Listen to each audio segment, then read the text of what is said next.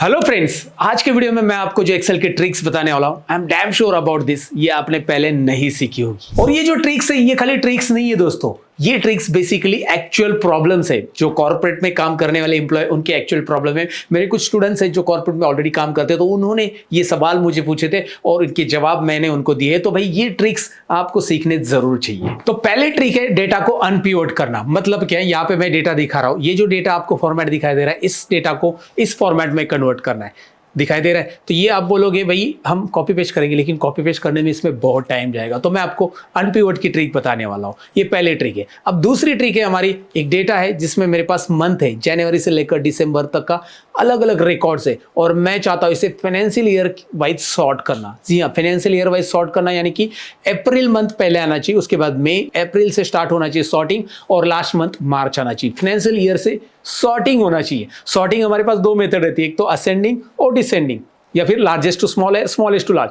लेकिन यहाँ पे ये अलग कस्टम सॉर्ट करना है, तो कैसे, ये भी ट्रिक मैं आपको बताने वाला हूं। और तीसरी ट्रिक है हमारी कि भाई अगर प्योर टेबल के अंदर डिस्टिंक्ट काउंट करना है, मतलब यूनिक वैल्यूज कितनी वो काउंट करना है, वो कैसे करेंगे, ये भी प्रैक्टिकली सीखने वाले हैं। तो अगर आप इंटरेस्टेड हो ये तीनों ट्रिक्स को सीखने के लिए, तो वीडियो एंड तक देखिए, और साथ में मुझे कमेंट सेक्शन में रेडी करके लिख दीजिए। मतलब मैं देख पाऊंगा कि भाई आप ये वीडियो देख रहे हो, तो जल्दी से कमेंट सेक्शन में रेडी लिख दीजिए। चलिए शुरू करते हैं एक्सेल की 1, 2, 3 ट्रिक्स। साथ में इन तीनों ट्रिक्स की प्रैक्टिस फाइल भी मैं आपको देने वाला डिस्क्रिप्शन में। तो चलिए प्रैक्टिकली आप शुरू करते हैं। मैं सतीश आप सबका स्वागत करता हूं। Let's begin.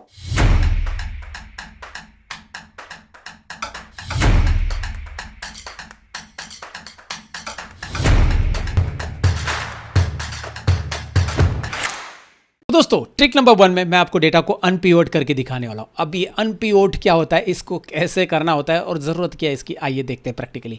अब क्या होता है, बहुत सारी बार हमारे पास डेटा इस तरह से आता है। देखिए, zone name, region name, alpha, इस तरह से, राइट। आपको दिखाई दे रही है ये 3 कॉलम है जो कि टेक्स्ट है, और आगे जितनी भी कॉलम में वैल्यूज़ दिखाई दे रही है ये इस तरह से। लेकिन रिपोर्ट में कैसा चाहिए, रिपोर्ट में बेसिकली यहाँ पे zone name, region name, alpha, ये तीनों तो इस तरह से चाहिए। लेकिन जो आगे आपको अलग अलग कॉलम दिख रहे हैं वो एज अ स्टेटस करके यहाँ पे इस कॉलम में आना चाहिए, और आगे उसके आगे जो वैल्यूज़ है वो इसके नीचे आनी चाहिए, right. And this is called unpivot. ये आपको इंटरव्यू में भी पूछा जा सकता है। बहुत सारी बार ऐसा डेटा दिया जाता है कि भाई आपको इस डेटा के ऊपर इस तरह का रिपोर्ट करना है। तो अगर आप एक एक करते बैठोगे, ये प्रैक्टिकल क्वेश्चन है, एक एक करते बैठोगे आप, तो इसमें आपका बहुत सारा टाइम जाने वाला है, क्योंकि ऑफकोर्स यहाँ पे बहुत सारे कॉलम्स है, आप देखोगे, राइट। और वो चाहते हैं डायनेमिक भी रहे, मतलब आगे चलकर अगर यहाँ पे कोई भी नई वैल्यू ऐड हो जाए, नीचे यहाँ पे नई वैल्यूज़ ऐड हो जाती है कोई भी, या फिर इसमें कोई अपडेट होता है, तो वो जो रिपोर्ट है उसमें भी अपडेट हो जाए। तो अगर आपने ये कॉपी पेस्ट किया तो ये तो बहुत दिक्कत हो जाएगी आपके लिए, सही है ना। ध्यान से सुनिएगा मैं जो बता रहा हूँ। सबसे पहले आपको कर्सर इसमें रखना है, उसके बाद डेटा टैब में जाना है। Data tab, late me zoom it. पहला स्टेप्स डेटा टैब, दूसरा स्टेप्स प्रॉम्प्ट टेबल और रेंज।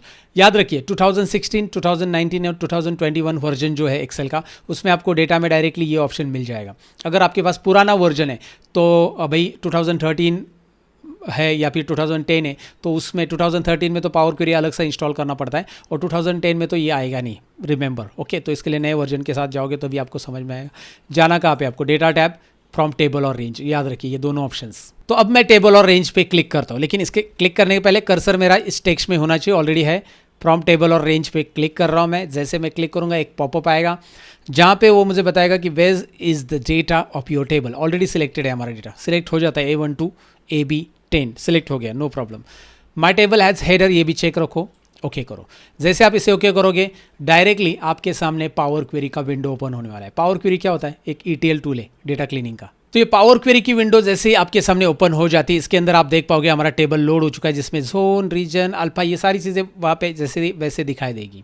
अब यहाँ पे नोटिस कर सकते हैं जहाँ पे ब्लैंक था वहाँ पे नल दिखाई देता है। ये पावर क्वेरी ऐसे आइडेंटिफाई करता है इसे, नो प्रॉब्लम। हमें क्या करना है देखते हैं। पहले इसमें याद रखिए, पहले क्या करना है, जोन नेम पे क्लिक करो, फिर उसके बाद रीजन नेम पे क्लिक करो, कंट्रोल बटन प्रेस करके, और कंट्रोल बटन प्रेस रखो और अल्फा, ये तीनों कॉलम सिलेक्ट कर लो।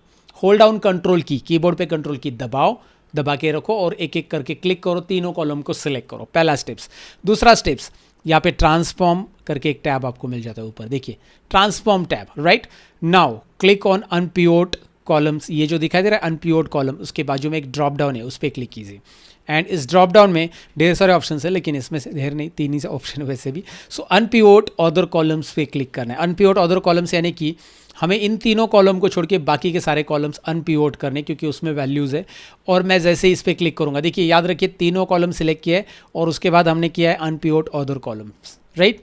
दूसरा एक तरीका होता है कि बाकी इन तीनों को छोड़ के बाकी के कॉलम सिलेक्ट कर लो और अनपिवोट कॉलम्स करो, एक ही होगा वो। बट यहाँ पे तीनों को सिलेक्ट करना बेहतर है और उसके बाद अनपिवोट अदर कॉलम्स करते ही हमें जैसा रिजल्ट चाहिए था वैसा आ गया है। ज़रा चेकआउट कीजिए, एट्रीब्यूट भी आ गया, वैल्यू भी आ गया। एट्रीब्यूट की जगह यहाँ पे नाम चाहिए था, स्टेटस नाम है जनरली, आगे तो वैल्यू ठीक है, यहाँ पे स्टेटस, तो यहाँ पे नाम आप बदल सकते हैं स्टेटस, राइट। डबल क्लिक कीजिए यहाँ पे कॉलम हेडिंग पे और नाम बदल दीजिए। ये हो गया कॉलम, ये हो गया वैल्यूज़, और ये तीनों कॉलम्स जो है उसकी वैल्यूज़ कैसे आ रही, रिपीटेड दिखाई दे रहा है आपको। नाउ ये डेटा आपको एक्सेल में चाहिए ना, तो करना क्या है, होम टैब में जाना है, क्लोज एंड लोड टू में क्लोज एंड लोड टू कीजिए। पावर क्वेरी काफ़ी इंटरेस्टिंग है, एक जैसे ये ऑप्शन आपको मैंने दिखाया, ऐसे ढेर सारे ऑप्शन है जो पावर क्वेरी लार्ज डेटा पे काम, बिग डेटा पे जब आप काम करते हो तो भैया आपको पावर क्वेरी का नॉलेज होना चाहिए। सो क्लोज एंड लोड मैं यहाँ पे करता हूँ। Okay, so here it is, zone name, region name, alpha, status and value. Wow interesting. और अगर डेटा में जाकर दोबारा आप यहाँ पे कहीं पे भी चेंज करते हो, जैसे टोटल नंबर ऑफ एरर्स 7 है, यहाँ पे आपको 7 दिख रहा है, अब मैं डेटा में जाकर चेंज करता हूँ, यहाँ पे 10 हो गए टोटल नंबर्स ऑफ एरर। तो टेबल में जाओ, यहाँ पे आकर यहाँ पे राइट साइड में एक रिफ्रेश बटन आपको मिल जाता है, ये देखिए क्वेरीज एंड कनेक्शन टैब, इसमें रिफ्रेश बटन मिल जाता है, क्लिक कीजिए, रिफ्रेश यहाँ पे आ गया, लुक एट दैट 10 अपडेट हो गया, राइट। और ये क्वेरीज एंड कनेक्शन टैब नहीं आ रहा है तो आप सिंपल है डेटा टैब में जाओ और क्वेरीज एंड कनेक्शन, ये जो पेन दिखाई दे रहा है ये यहाँ पे आ जाएगा, राइट, यहाँ पे ऊपर, right. Okay, so got it guys. आपको ये समझ में आया कि भाई किस तरह से इसे करते हैं। पहला ट्रिक मैंने आपको बता दिया, इस ट्रिक की प्रैक्टिस ज़रूर कीजिए कि भाई पावर की मदद से हम कैसे डेटा को अनपिवोट कर सकते हैं, और ये बहुत समय बचा रहा है। मेरी यकीन मानिएगा, ये जो सवाल है ये प्रैक्टिकल है। ये जो क्वेरी बेसिकली मुझे पूछी है वो हमारे एक लाइव बैच के स्टूडेंट, बेसिकली वो स्टूडेंट नहीं प्रोफेशनल है, और वो एक पब्लिक सेक्टर बैंक में असिस्टेंट जनरल मैनेजर है, परेश पारिया नाम है उनका। उन्होंने ये सवाल मुझे पूछा था और उनको मैंने ऐसा करके दिया था, तो उनका बहुत समय यहाँ पे बचा था, राइट। तो यहाँ पे एक एक करने की ज़रूरत उनको नहीं पड़ी थी। तो इस तरह से ये प्रैक्टिकल सवाल मैंने आपको बताया जो मेरे स्टूडेंट है उनका, राइट। तो ये मुझे लगता है कि भाई आप इससे ज़रूर प्रैक्टिस कर लेना, डेफिनेटली आपको ये आ जाएगा। ओके, ये सवाल कभी ना कभी आपको आ सकता है। अब ट्रिक नंबर 2 की तरफ बढ़ते हैं, ज़्यादा समय नहीं गवाएंगे। ट्रिक नंबर 2 में भी इंटरेस्टिंग क्वेश्चन है, जो कि एक हमारे अगेन लाइव बैच जो चलती है हमारे, उसमें से ही चंदन जी है जो वेस्ट बंगाल से, उन्होंने ये सवाल पूछा था चंदन जी ने कि भाई फाइनेंशियल ईयर के हिसाब से हमें सॉर्टिंग करना है। फाइनेंशियल ईयर के हिसाब से मैंने स्टार्टिंग में आपको बताया, तो फाइनेंशियल ईयर मतलब यहाँ पे अगर आप सॉर्टिंग करोगे, इस डेट को सॉर्ट कर लो, चलो ठीक है, डेट को सॉर्ट कर लेते हैं, डेटा में जाते हैं, नॉर्मल सॉर्टिंग सॉर्ट कर लेते हैं, A to Z expand the selection, वो ए टू जेड ही ऑलरेडी, जेड टू ए कर देते हैं, एक्सपांड द सिलेक्शन। अब क्या हो रहा है, दिसंबर, जेड टू ए करेंगे तो दिसंबर से जैन, ए टू जेड करेंगे डेट वाइज वापस लेते हैं हम, ए टू जेड करेंगे तो जैन टू दिसंबर। लेकिन हमें ऐसा नहीं चाहिए, उनका कहना है कि फाइनेंशियल ईयर वाइज मुझे सॉर्टिंग चाहिए, मतलब अप्रैल मंथ पहला होना चाहिए, फिर अप्रैल मंथ से लेकर मई जून जुलाई अगस्त सितंबर अक्टूबर नवंबर दिसंबर एंड फिर जैन फेब मार्च, ऐसा आना चाहिए। क्योंकि फाइनेंशियल ईयर तो आपको पता होगा ना, थोड़ी बहुत तो जानकारी आप रखते होंगे, इंडियन फाइनेंशियल ईयर अप्रैल से स्टार्ट होता है, 1 अप्रैल 2024 ये वाला चार्ट होगा और 2025 तक जाएगा। तो वैसे ही यहाँ पे हमें फाइनेंशियल ईयर के हिसाब से सॉर्टिंग करना है। तो करना क्या, एकदम सिंपल स्टेप्स फॉलो करनी है। सबसे पहले फाइनेंशियल ईयर यहाँ पे लिख देना, स्टेप्स देखिए, ट्रिक्स देखिए। अप्रैल लिख दिया आपने, अप्रैल से लेकर जून जुलाई सॉरी मार्च तक जाओ। ओके, ये 12 महीने यहाँ पे ले लो। देखो मैंने क्या कर दिया, अप्रैल, ये कस्टम लिस्ट तैयार रहती है, APR टाइप करो, एंटर करो।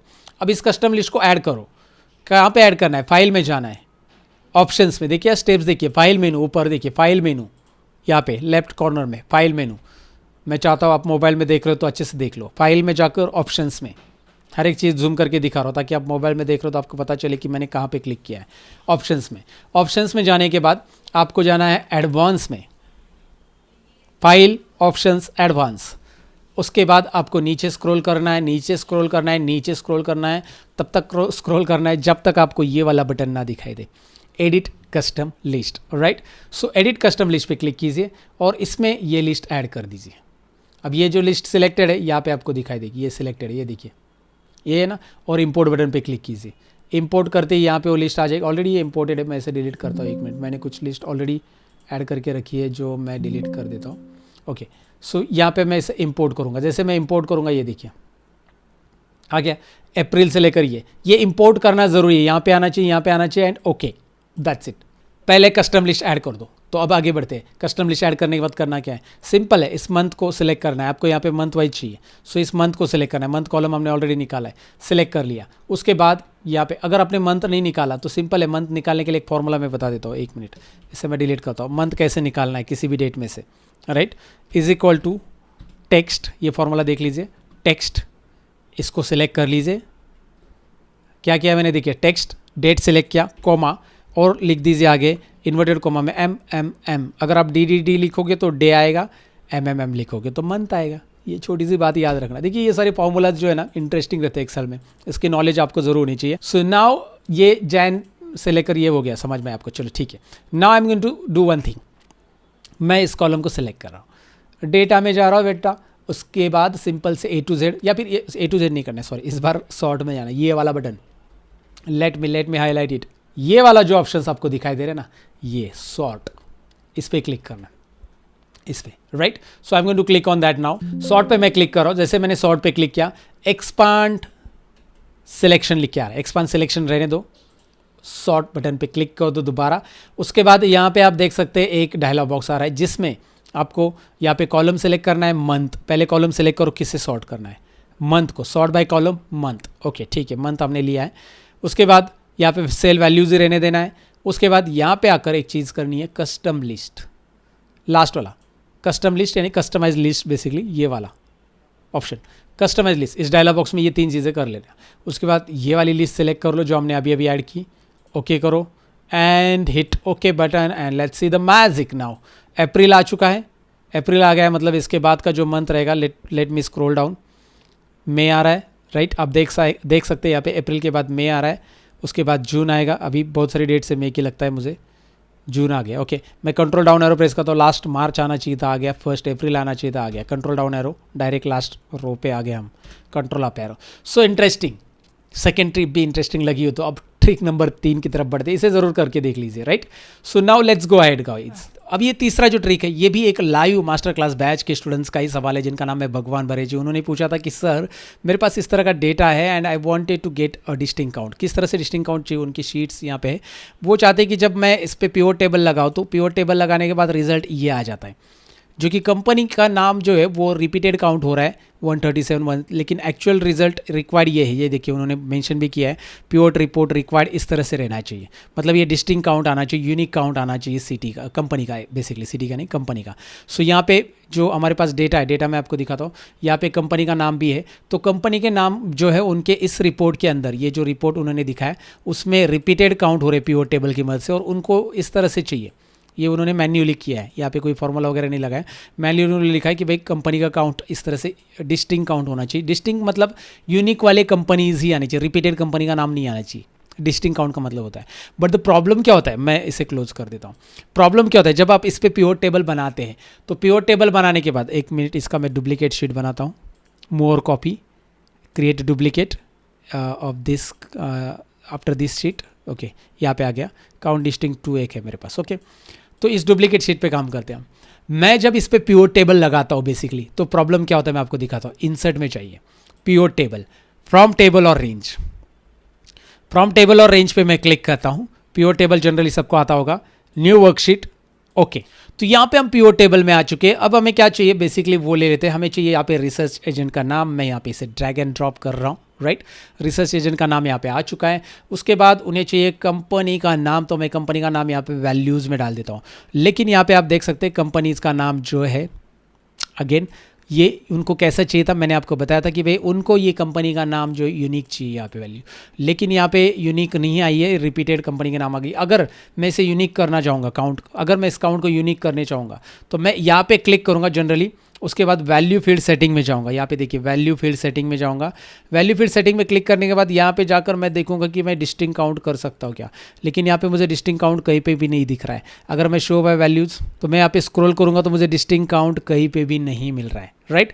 तो अब डिस्टिंक्ट काउंट ऑप्शन यहाँ पे है नहीं, तो लाएंगे कैसे, मैं आपको दिखाने वाला हूँ, वही दिखाने वाला हूँ। करना क्या है, दोबारा जाइए, यहाँ पे दोबारा हम प्योर टेबल बनाते हैं, इस डेटा को सिलेक्ट कर लेते हैं, इंसर्ट में जाते हैं, प्योर टेबल जब आप ऐड करोगे तो एक बात याद रखनी है, अगर आपको डिस्टिंक्ट काउंट चाहिए तो ये वाला ऑप्शन चेक करना है आपको, ये वाला दिखाई दे रहा है, let me zoom it. Add this data to the model, ये वाला ऑप्शन जूम करके दिखा रहा हूँ मैं, ये चेक रखिए, ये अनचेक रहता है। डेटा को मॉडल में ऐड करो, ओके करो, एंड नाउ हो गया पिवट टेबल, दोबारा आ गया पिवट टेबल 2। रिसर्च एजेंट नाम रोज में डालो, और यहाँ पे हमें कंपनी का नाम भी डालना है, और इस बार हमें डिस्टिंक्ट काउंट चाहिए यहाँ पे, तो कर्सर यहाँ पे रखो। इसके बाद यहाँ पे आ जाओ, कर्सर वैल्यू फील्ड सेटिंग में जाओ, और नीचे स्क्रॉल करके देखो डिस्टिंक्ट काउंट ऑप्शन आ चुका है। तो भाई डिस्टिंक्ट काउंट ऑप्शन कैसे आता है, ये इंटरव्यू में भी पूछा जा सकता है आपको। तो इस तरह से आता है, ये देखिए, ये तो एक इसमें कुछ ब्लैंक रिकॉर्ड भी है, बट यहाँ पे ये 7 है, कपिल का 6 है, राम जादव 12। जो रिक्वायर्ड रिजल्ट चाहिए था, उनको डिस्टिंक्ट काउंट चाहिए था बेसिकली, वो यहाँ पे आ रहा है डिस्टिंक्ट काउंट। इंटरेस्टिंग। तो ये जो चीज़ मैंने आपको बताया ना, अब ये बेसिकली ट्रिक है एक्सेल के अंदर। तो इसे करने के लिए क्या क्या करना पड़ा, ये आपको डेफिनेटली समझा होगा। डेफिनेटली समझा है तो लाइक, शेयर और कमेंट करना। साथ ही में चैनल पे नए मेहमान हो तो भैया सब्सक्राइब करके जाना जरूरी। Thank you very much for watching this video. See you in the next video, bye bye. तो कैसे लगी दोस्तों ये एक्सेल की 3 ट्रिक, डेफिनेटली आपको पसंद आएगी। पसंद आई तो भाई एक काम कर लो ना, लाइक कर दो, साथ में दोस्तों के साथ शेयर करो, और भाई चैनल पे नए मेहमान हो तो सब्सक्राइब कर लो, पुराने मेहमान हो तो सब्सक्राइब करने की जरूरत नहीं, ऑलरेडी आपने सब्सक्राइब किया होगा। लाइक और शेयर जरूर कीजिए। साथ ही में कुछ सजेशन रहेगा तो कमेंट सेक्शन में जरूर लिख दीजिए।